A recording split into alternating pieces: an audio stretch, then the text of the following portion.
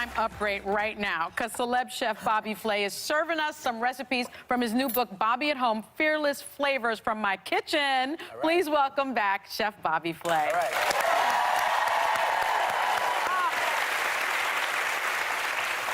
Our folks at home can't smell what you've got cooking in here, but it smells so amazing. We're so happy to have you back. It's a lot of garlic. It's a lot, well, but it smells so good.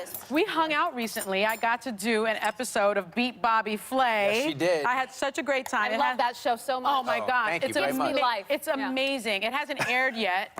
So we can't tell you what happened, but you can tell everyone what a fantastic competitor I am. No, you are very competitive. I did not know how competitive you were. Oh, you didn't know? No, but you totally brought your A game for sure. You were the perfect competitor. I mean, unlike in Jeopardy? Unlike in Jeopardy. Sorry to bring that up again. That was just by the fact that she's not taking a knife to you, I think she probably did well. Bobby, I hear you just got back from Italy. I did. I was What there did you for 3 eat? weeks. There. Well, I was in Rome and Tuscany. Actually, best food. I was with Giada De Laurentiis. We were shooting a show there. I love her.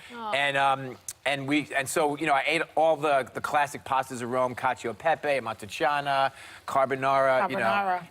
Listen, it's pizza and pasta all day long in Italy, no matter where you go. Carbonara is a deal breaker because that is to me the greatest dish that was ever created. Well, it's bacon and eggs on Bacon, pasta. eggs, Yeah. and cream. Who doesn't like that? Exactly. So good. Bobby, who's the better chef, you or Giada? Who's a better chef? Because I love both of you. Giada for sure. Really? Smart answer. Oh, that's so sweet Absolutely. of you. No, she's amazing. so good. Well, first of all, I'm obsessed with Italy, and she was born there, so she's got it on me. yeah. You know. But does she ever eat anything? Because she's very skinny. She loves arugula. She loves arugula. Arugula is her go-to. I love the international influences all over your cuisine. I see you do a lot of Mexican-inspired Yes, cuisine. I love chili peppers and all the all the Latin flavors. That's really sort of how I got my career going. From Mesa Grill and the fresh and dried chilies and stuff like that. I love that kind of food. And you dedicated your new book, Bobby at Home, to your mother, Dorothy. Yes.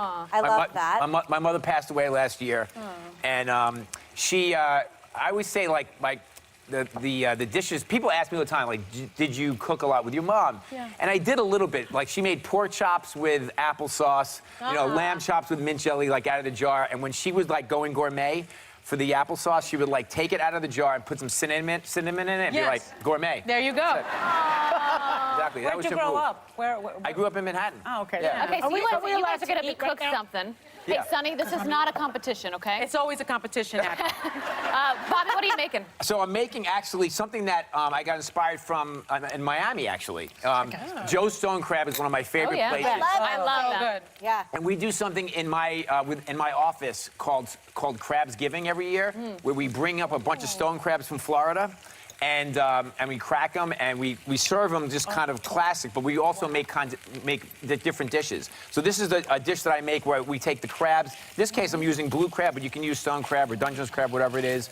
A little bit of garlic, some white wine, some lemon, and a little bit of anchovy, kind of really, accentuates the flavor. And it's actually a very, very light pasta dish. You just kind of coat it with the crab and the sauce. Delish. And it's fantastic. Tell me the And you have difference a little between white chili? anchovy and black anchovy. I read that all the time. I never understand Black the flavor. anchovy? I'm not really sure. Oh, I see what you're saying. Yeah, so there's the white anchovies, which they call bucarones, which are like the Spanish ones that you'll see in olive oil.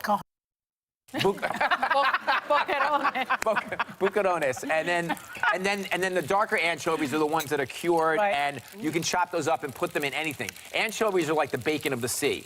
Like, people are like, I don't like anchovies, but if you put them in a dish, like a Caesar salad, it makes it so delicious. Everything's better. Yeah. A little bit goes a long way, though. Chicken's delicious. Yeah, so you have chicken with some salsa verde, so it's like a green sauce. Every culture has its own version of a green sauce. So this is a Mediterranean version of one. And then we have some grilled flatbread with some prosciutto, and then we have all of these are recipes that are in your book. they're all The about book is fantastic. So you have some chili also, though, right? Yes, a little bit of crushed red pepper. So it's crushed red pepper, garlic, lemon, a little bit of the pasta water, and then some butter, and that's basically it. And that's it? I have to tell you, I binge watched you when I was pregnant with twins. I just had them a Really? few months ago. And I loved when you talked about cooking for your daughter. You did what? Yeah. And that's a lot in your book. Over and over I again. did. I watched all your episodes. But you learn a lot from her taste buds. She had friends over. You're like, I'd love to, when they wake up from sleepovers, to just make them pancakes or, Actually, my daughter, Sophie's now 23, and she's actually a reporter for ABC in Los Angeles now. She just graduated school, and she's out there getting a paycheck. which we love. And but you know, I always tell new parents to just feed your kids whatever you're eating. Doesn't mean they're going to like it every single time, but the more you expose them to different kinds of food, Exactly. the more they're going to like it, and their taste will change back and forth. I love that. Can you adopt Yes. me? I know. You're adopted. Can you imagine No problem. waking up to this? So Sleepover. how does it taste? It tastes Amazing. delicious. Amazing. Amazing, right? I'm eating So good. It's so good. You guys And have like Joy is saying I it's so scarfed good, it down. which is What is it? incredible. Which Is is this spinach or incredible. kale? This is Kale. lunch.